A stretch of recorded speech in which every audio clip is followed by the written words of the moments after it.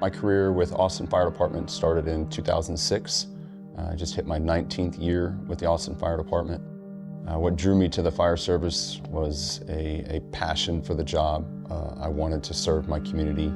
I enjoyed the brotherhood and sisterhood of the job, but first and foremost, the ability to help fellow people in their time of need. Whether we are helping a citizen unload something out of their car or rescuing them from a burning building, we get to do this job.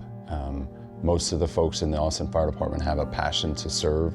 I've lived in the city of Austin for 27 years, served in the fire department for 21 of those, and it means a lot to me to be able to help my neighbors.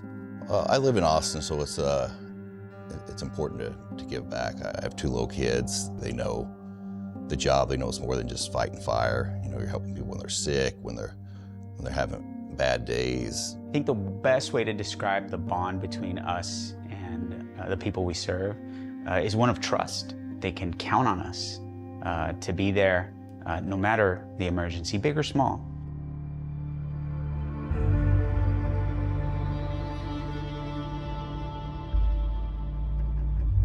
Today, Austin's fire chief defended a proposal to cut minimum staffing on trucks from 4 to 3. I have enough bodies. I don't have enough bodies coming to work.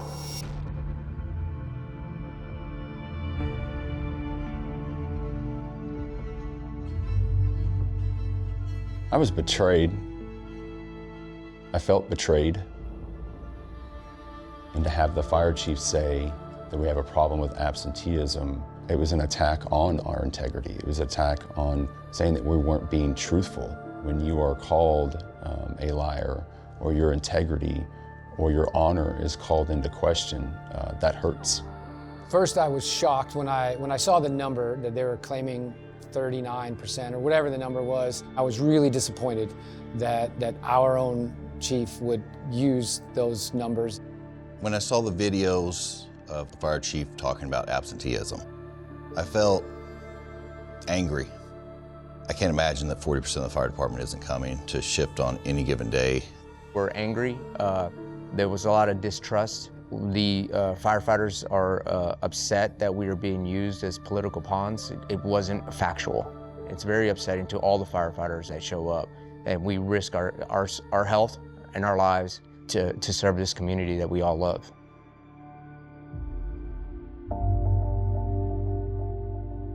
I've been in the Navy Reserves for over 30 years, and I was just recently deployed for 11 months. That's not absenteeism. When I hear the fire chief say that specifically, you know, that we're absent from the job, and one of those things is military deployments, that one in particular makes me feel betrayed. I guess what I would say to him is, 1, it's not absenteeism, and 2, you're welcome for me serving overseas for 11 months. As someone who's been injured before, to know in the end they were counting injuries, it's like, it's not really absenteeism. I got hurt, I'm healing so I can come back to work. It's not because I'm being a malingerer or I'm just calling off. I'm getting better, I'm getting healed up. When they use the time that I'm given as assignment leave to go to the training academy, that time isn't absenteeism. I'm still here, I'm still working for the fire department. In the city of Austin, we work a 19-day cycle. And so in that 19-day cycle, we're given a Kelly Day, which is a day that we are scheduled off. Those should not be counted towards us as absenteeism. You know, when my wife's grandfather was dying, you know, he was at the end of his life. I ended up having to watch, you know, my boys for an extended period of time. You know, that's time that's allotted to us to do that. I mean, it feels like a slap in the face to hear our boss say that. You know, we're people with families that suffer the same things that everybody else does. When I am on leave from the firehouse to be an instructor at the fire academy, that is not absenteeism. When I deploy as an officer in the Navy, that's not absenteeism. When I'm injured in the line of duty, that's not absenteeism. When I take my Kelly Day, that's not absenteeism. When I take time off to take care of my children, that's not absenteeism.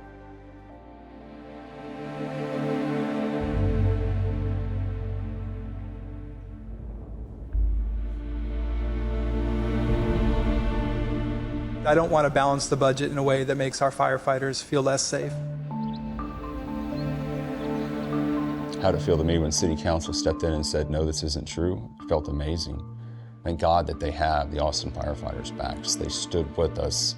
When the City Council stepped up, I felt grateful and I felt relieved that the City Council had our back, and it felt like the Council stepped up and saved us. It was a relief once we knew we had the support of City Council and that they weren't going to support the initiative that the fire chief and city manager were trying to push. It made us feel really good knowing that while we're out protecting the citizens of Austin, that somebody is protecting us. I mean, it felt like we had an advocate. We had someone who was watching out for us. And it just felt really good that someone is looking out for us. And the fact that City Council did that for us was huge.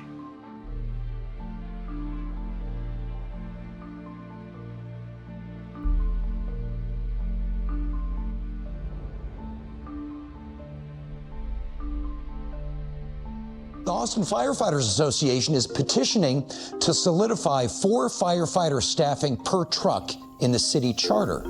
This would go on the ballot in May 2026.